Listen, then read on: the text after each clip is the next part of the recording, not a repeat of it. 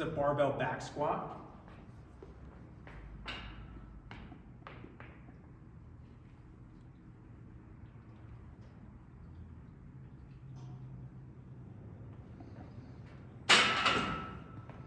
All right, so we're gonna break this down. So first, just some technical things. Unless we mention otherwise, at least at Evolve, we're typically training a high bar back squat. So that's where the bar, if I bring my arms here, there's a little shelf that comes right above the shoulder blades, and right below have the boniest part of the neck. So the number one complaint we get from people who are first starting out is that it hurts their neck. And so if you feel, there's the boniest part of the neck, the bar's gonna typically be right below there, just a bit, a couple fingers, and then as your arms are here, it provides a little bit of shelf. For most people, if we get the bar in the right spot, it doesn't cause much discomfort or bruising, and we don't need one of the cushions. The cushions aren't the worst thing in the world, but as you progress, they can make the bar unstable. So we like to teach how to do it properly so then it doesn't cause any pain and you can progress seamlessly. So that's just the thing about bar placement. A low bar back squat has the bar lower on the shoulder blades, a little more of a powerlifting specialty lift that we typically don't include in a lot of our general classes. So when we say barbell back squat, we're generally doing a high bar back squat. Couple other things, kind of hand width can depend on your shoulder range of motion. So we need to be able to get the forearms vertical. If you're a little limited, having your hands wide might be a little bit better. We just don't want to clip the hands on the rack. I tend to like, for most people, if they have reasonable shoulder mobility, just putting an index finger on the line. They're fairly standard on the barbell. And then I come underneath, I find that spot, and I come here and I step out. It might seem weird when you first start, but we take a step backwards rather than step forwards, because then when we're done and we're tired, we can come right back in. A couple other safety things before we roll on the lift itself is I just want to take a step or two back. So I'm going to be here, I take 1, 2, and then I get my stance. I'm not all the way back here. I'm not taking this thing for a walk, because then I got to walk it back, walk it forward, trip over something. So we're going to be effective and safer fairly close to the rack. And then coming in, I don't want to do what I call parallel parking. I don't want to do one side and then the other side, because again, I can rotate my low back, I can miss it. And so these are stable things, the rigs. So we can just come in, make some noise, get it in there, set it down. So we want to come in and out, nice and solid, nice and strong. All right, so with those safety things out of the way, we're going to go into a couple things of the lift. For most people, starting about shoulder width for their feet is pretty good. And anywhere from straight to toed out, 15 to 20 degrees. As we get toed out more here, that can be a compensation for lack of mobility or lack of some stability that we would typically want to provide a different lift or kind of assess why is that happening. And so typically here is going to give a better muscle action if we're a little straighter.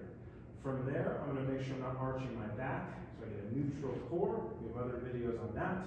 And then I like to just think about going straight down, gently pushing the knees out, pressing back up through the floor. Straight down, back up. And I like that cue of straight down. Sometimes the cue is hips back, but that can get into this kind of extended low back position. And then my neck is also extended. So if I get a good setup, straight down, gently pushing the knees out, press back up. Couple other things, I'll turn it out the bar, here we are, is I want the ball of the foot and the big toe to stay down. So when I say gently push the knees out, we want the knees to track over the center of the foot. So we don't want the knees to come in, but I also don't want to roll to the outside. So for most people, as we set up there, I want you to feel ball of your foot, big toe, heel, pinky toe, and then we're gonna rotate the knees out as far as you can without losing contact with the ball of the foot and big toe. For me, it's kind of right there. And then I'm gonna do my squat in that position. Some people like the cue at the bottom, which is a good one, to push down and out. So if I had like a newspaper here, as I'm coming up, I'm trying to slide it apart, break it into 2 halves. That can get the hips working pretty well there. For some people, doesn't work for everybody. We can use a mini band to help with that too. So if we're seeing a bit of a kind of knee wobble there, and we think it might be causing some issues, we can take a band. We can try 1 of 2 places. They kind of do the same thing. So we can try mid-shin here, because then if I relax, that pulls me inward. I rotate out, kind of gives me something to find stability through the foot. Ball of the foot is still on the ground. And I can squat there, and I can do a full set like that. And for me, that actually feels a lot more stable and a lot more powerful than those first few reps that I said. You can also try the same thing with band on the knees, pressing out. Sometimes we see people roll their ankles with this. So otherwise, same thing, pressing out as we come up. So you can try both places, but I've been biasing actually a little more to band mid-shin because it gets stability through the whole leg. Couple more cues. Big one is depth. There's fierce debates over how deep to go. So I typically want our athletes to go as deep as they can control. Meaning, as we squat down, I want to see that all of the joints are under control.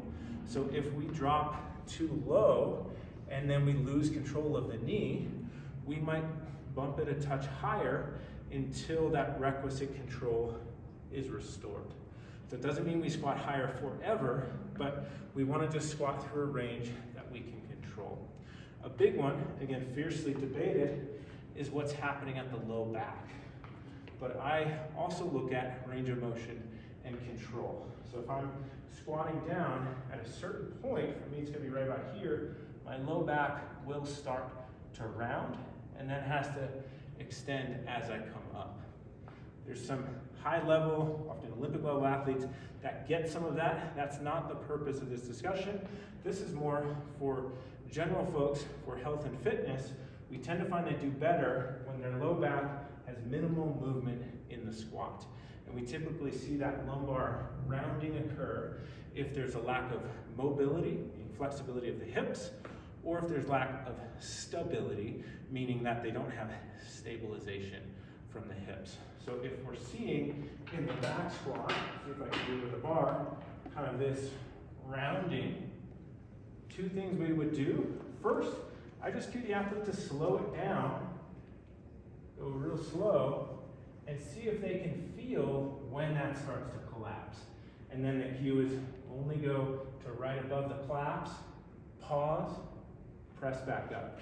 So some tempo work can be really helpful. Sometimes band on the shins or the knees. That can also be a quick test. Is it a stability issue? If we add stability, does that low back rounding go away?